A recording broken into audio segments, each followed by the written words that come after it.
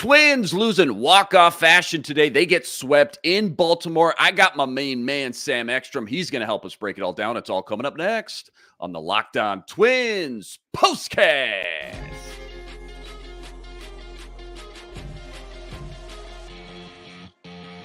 You are Locked On Twins POSTCAST, part of Locked On Minnesota on the Locked On Podcast Network. Your team every day. What's up? What's up? Back in the lab, back at it. Another Twins POSTCAST episode right here on the Locked On Sports Minnesota Network. You got myself, Luke Inman, at Luke_Spinman. That's the man, Sam Ekstrom, the utility man, Mr. Do-It-All over at Locked On Sports Minnesota. He's on X at Sam Ekstrom. And Sam, before we jump into all the action from today, quick reminder, today's episode brought to us by FanDuel, America's #1 sportsbook. Right now, new customers, check this out. You're getting $150 in bonus bets with any bet guaranteed. Go check it all out over at FanDuel.com/lockedon. All right, man. Twins coming into this one, 3-game skid, trying their best to kind of get back on track and just not get swept in Baltimore today, especially with Pablo Lopez on the mound, because, hey, if you're ever getting a chance to snap out of a little funk, it's going to be with Pablo Lopez on the mound. That was certainly the case today early on. Pablo, beautiful as usual, gives up 1 run in the 3rd inning, but after that, went on to get the next 14 consecutive batters out. Problem for Twins pitchers this year has really been not just getting some run support, it's been getting any run support this year. And you pointed this out to me before the show, Sam. Twins with an MLB worst batting average right now of 195 coming into today. That definitely, it ain't going to cut it. So through 6 innings, that was the case with the Orioles leading 1-0. And then top of the 7th, it was the bottom of the Twins lineup of all places, actually. They strung together a couple big hits. Austin Martin, he's been a nice little spark plug. Clutch, bloop single, that scored Margot all the way from first base. That was some really aggressive base running we really haven't seen up to this point. That was nice to see. And then Kyle Farmer, he followed that up with an RBI single the very next at-bat, hopefully snapping him out of a slow start at the plate. So all of a sudden, you look up, it's the Twins with the 2-1 lead. We're feeling good. Unfortunately, that feeling, it didn't last too long. First at-bat for Baltimore in the bottom of the 7th, solo shot off Okert, all tied up at 2. Then in the 9th inning, Griffin Jacks, he gives up the walk-off home run to Mullins. They lose this one 4-2, and another tough one just in late fashion because of some more bullpen mistakes. I'm going to kick it over to you, Sam, before we get into kind of the nuts and bolts of this one. Just start us off with your biggest maybe takeaways and A topics first and foremost. When the strength of the team fails you, there's not much you can do. There is no strength in this team right now, hitting wise. The pitching strength has been the bullpen, 3rd best in the MLB coming in. So when they don't have it, you're probably not going to win the game.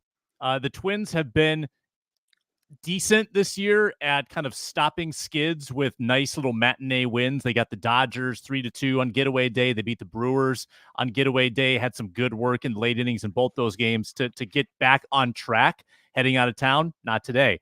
Swept by the Orioles. Offense, again, almost non-existent.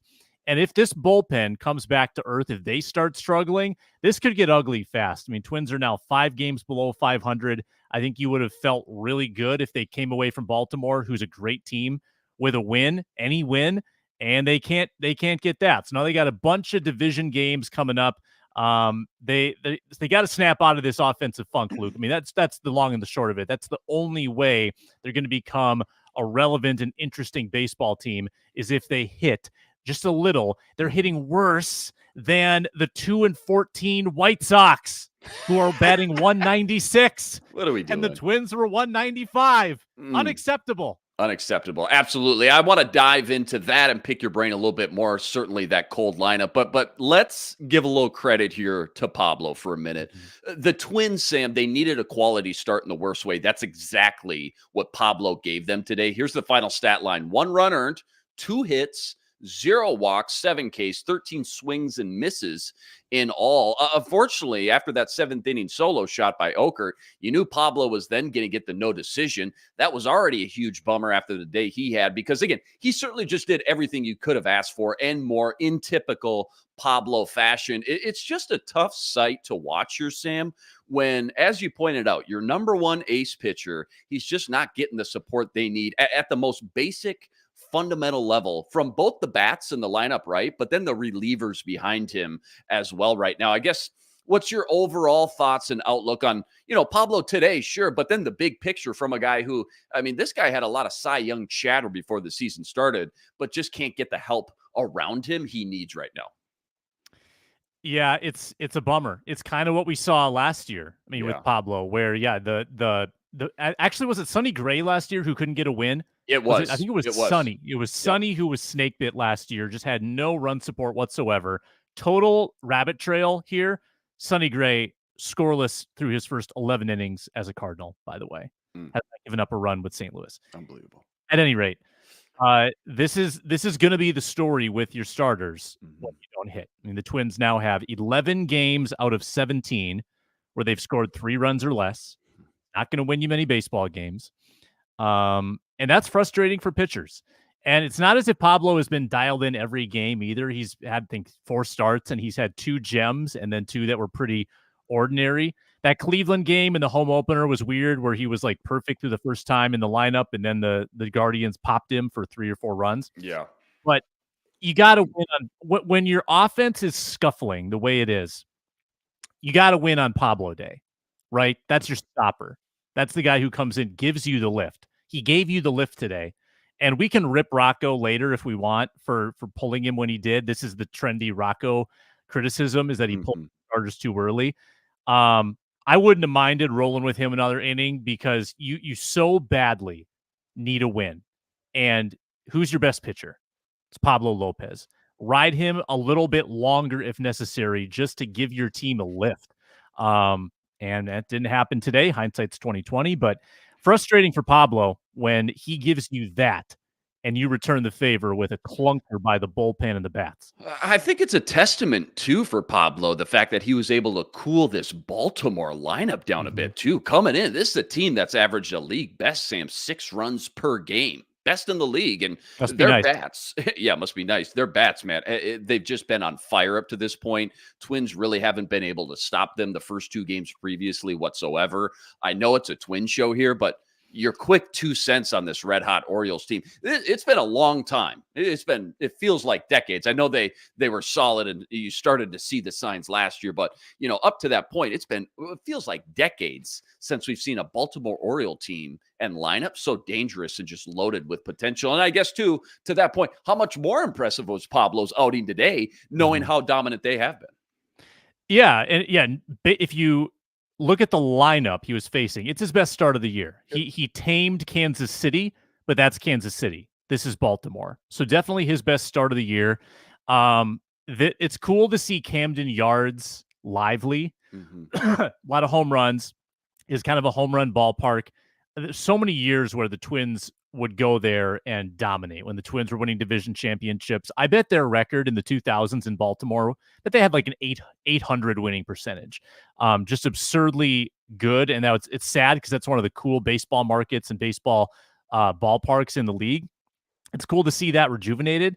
They've got pitching. They've got a great lineup and young talent with Jackson Holiday and Rutschman too. They've got some young stars, veteran stars.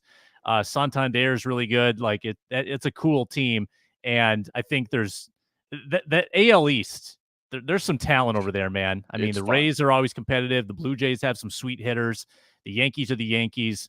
Red Sox are the Red Sox, and now Baltimore is going to join him too as some of the elite. Yeah, that's a good division. Real quick, I promise this is a Twin show, but does it surprise you to see someone like Jackson Holiday being called up? So young, baby face, man, so young, so inexperienced. I know it's kind of the new thing right now. Teams are just willing to get some of these young studs up in the ranks instead of letting them sit down in the minors for 4 or 5 years, I guess.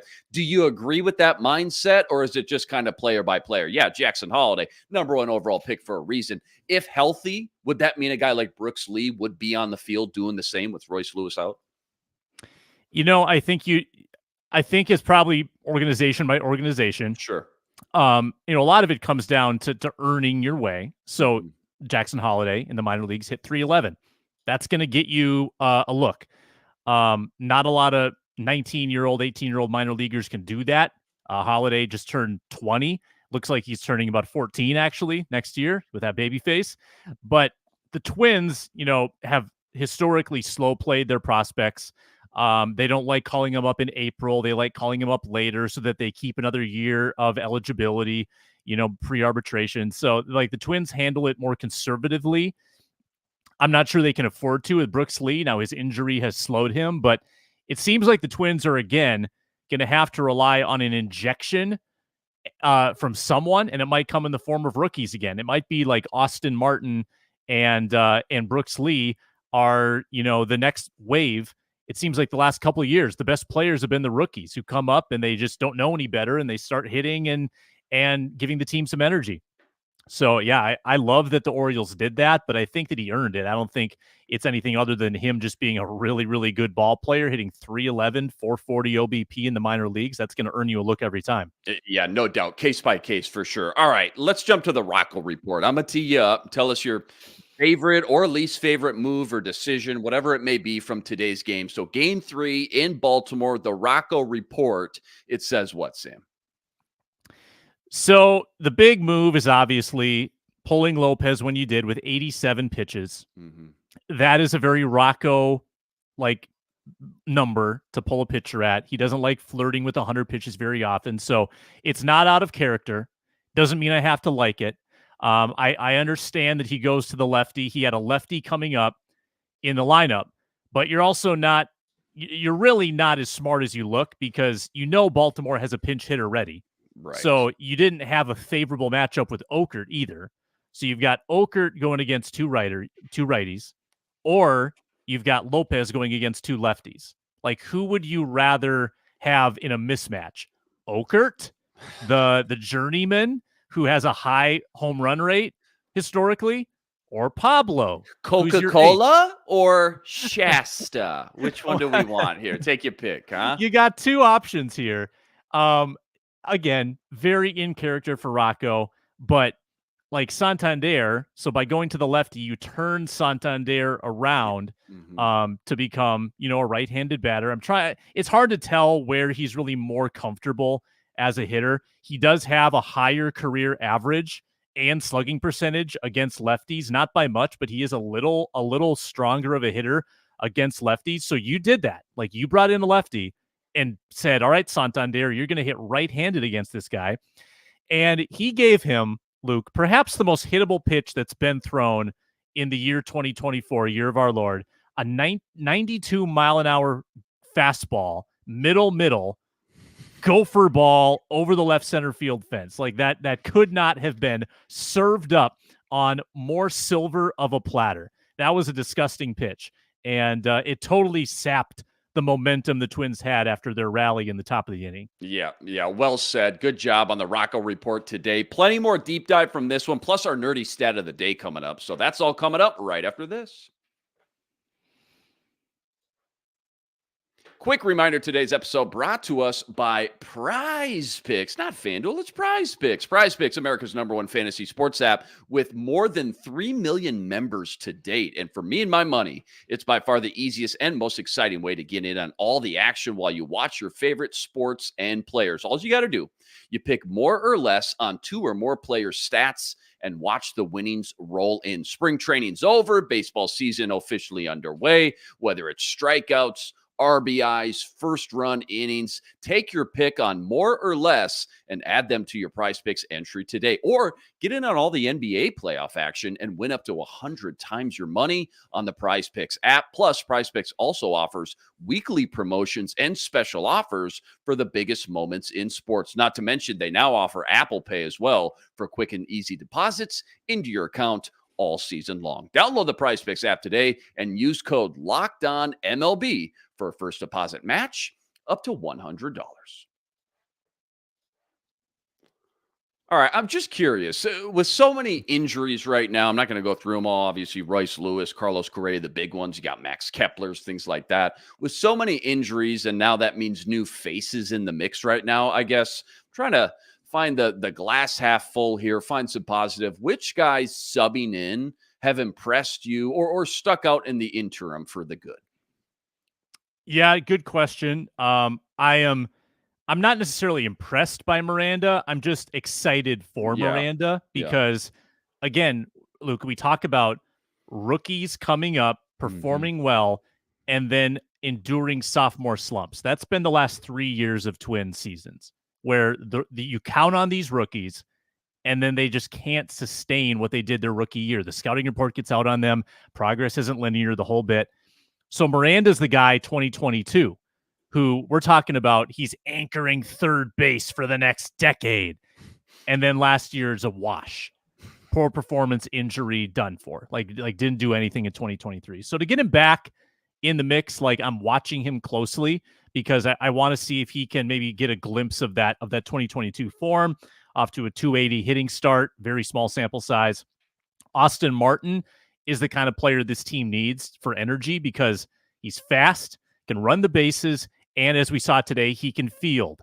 Diving catch in center. He can hit a little bit. He's 25 years old. So here's another future prospect that can be part of your talent pool, and he can be that rookie injection of energy that you need this year. So I'm impressed with what he offers. Beyond that, I don't know if we've had Larnach back in the mix. That's another guy, Larnach, who has had his ups and downs, injuries, log jam too in the outfield. Yeah. I mean, having a surplus of prospects doesn't always bode well for continuity, but Larnach, I think, is still approaching his potential, hasn't reached it yet. So it's more, I think we're still too small of a sample size with some of these guys to make real judgments, but I'm circling them. I'm watching them closely because they are cornerstones of this organization. The Twins are built on developing talent, trying to keep them in the system, when they're young, and that's Miranda, that's Larnach. Martin, they got in a trade. He's part of their future blueprint. So I think that all those guys' development curves are really important to be watching right now, and maybe they are the ticket to shake things up when it feels so dreary at the moment. I'm glad you brought up Austin Martin as well. He's been kind of a nice little spark plug as of late. Again, nobody thought all these guys were going to get thrusted into the action so soon, but with so many injuries, that's been the case. And Austin Martin, again, remember, 5th overall pick in 2020. I think Francisco Liriano trade, or am I going way too far back for that? I know it was a pitcher trade there in the mix, and they ended up getting Austin Martin from the Blue Jays. But again, I just wanted to mention a lot of potential coming out of that 2020 draft for him. 5th overall pick for sure. Flip side of things, who's the one guy you're most concerned with then? 16 games in now, the one guy that's really just caught your eye for the bat, and all of a sudden some red flags are popping up and you're pretty worried. Kepler was obviously really struggling before he got hurt, but he's always been kind of hot and cold coming out of the gate every year. Kyle Farmer, I know he had an RBI today. That was nice to see, but in general, super slow start. Who's the one guy, though, for you and your money that's been struggling or, surprised you in the wrong way, top of your head? Buxton. Got to be Buxton. That's a good one. That's a good one.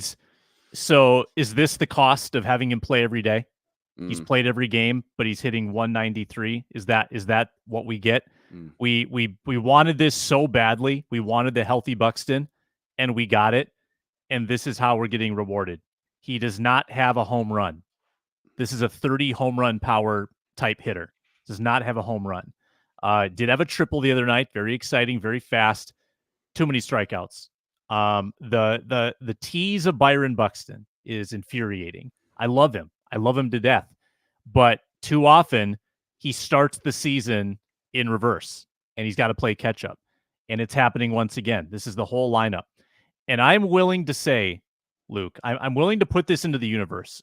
If this continues much longer with some of the Twins' veteran hitters like Buxton, where they can't figure out an approach at the plate, I think that Popkins is in trouble. I think there's a shakeup in the coaching staff coming in the near future. If the Twins can't come out of this mire that they're in, and Rocco Baldelli did not mince words yesterday with the team not being prepared, needing to come in with a better approach, being locked in from pitch one. And again today, obviously they weren't.